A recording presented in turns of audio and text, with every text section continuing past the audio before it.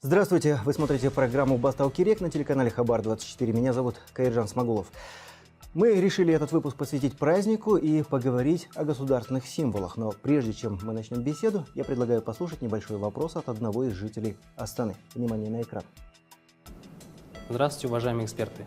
Во время Экспо я хотел бы организовать реализацию сувениров для иностранных туристов. Подскажите, пожалуйста, нужны ли разрешительные документы на производство и продажу товаров с государственными символами?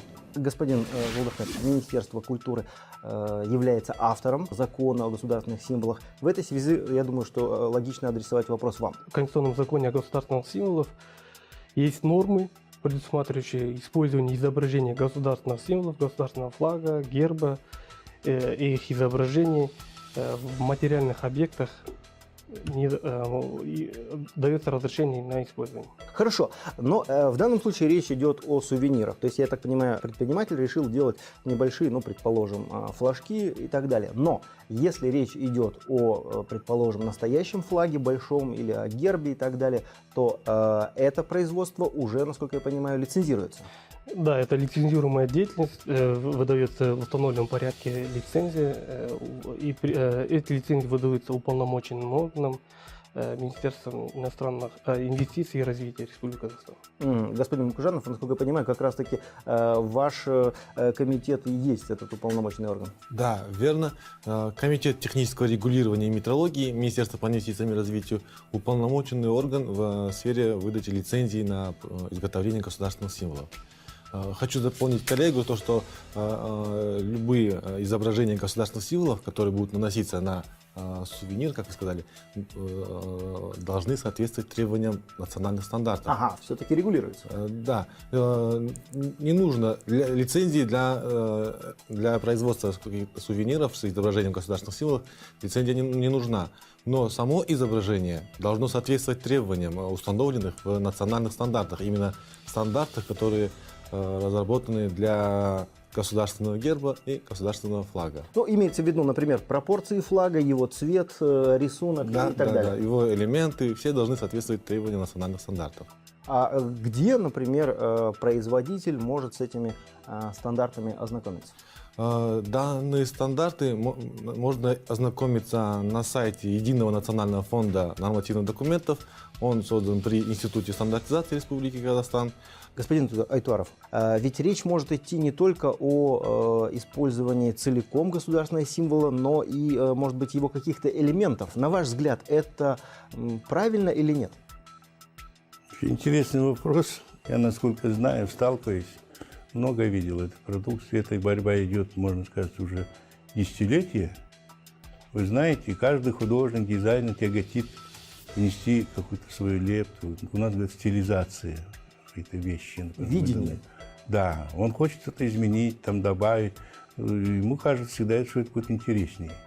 Красивее, может быть, динамичнее. В общем, свое воззрение. Каждый автор пытается, художник, вернее, дизайнер, нести коррективы в это. И всегда он якобы создает новое произведение. Даже это его гордость, так сказать, можно сказать, его поднимает.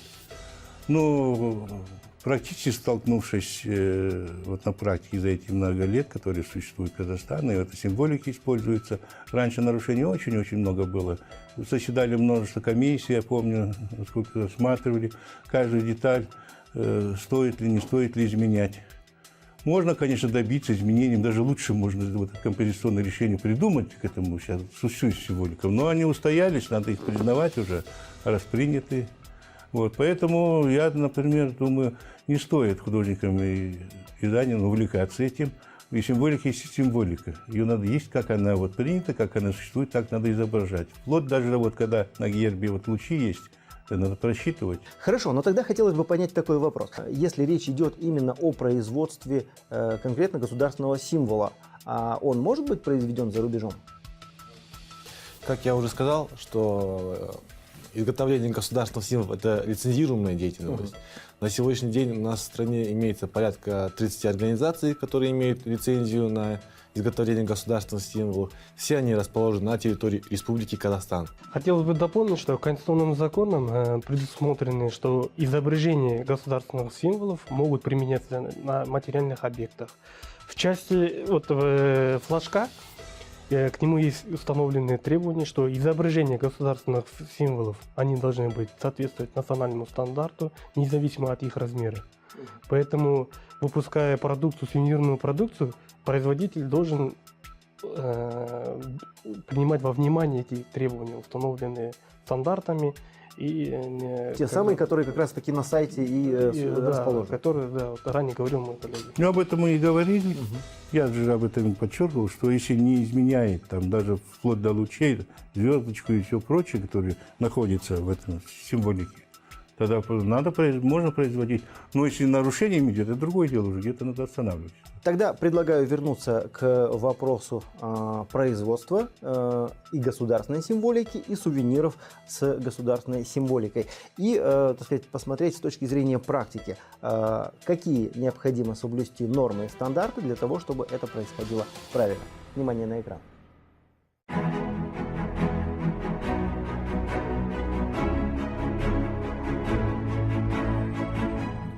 Итак, если вы решили сделать продуктом своего производства настоящий флаг Казахстана, вам понадобится государственная лицензия. Но если речь идет о производстве сувенирной продукции, никаких специальных разрешений не требуется. Главное – соблюсти технические стандарты. В частности, соотношение сторон у казахстанского флага 1 к 2. Рисунок тоже важен.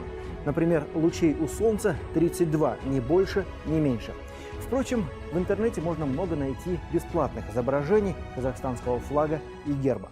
Наверняка вы помните небольшой, скажем так, скандал, который был в прошлом году, если я не ошибаюсь, или в позапрошлом, когда у нас здесь в Астане, так сказать, после одной из побед Геннадия Головкина астанчане начали увешивать флаги Казахстана на балконы, но им стали запрещать это делать. Итак, когда каким-то образом применение госсимволов, скажем так, вывешивание их в публичных местах, каким-то образом регулируется или нет? Практика применения и использования государственных символов, она ежедневно расширяется. В этой связи в прошлом году в рамках плана нации 100 шагов были приняты меры по введению нормы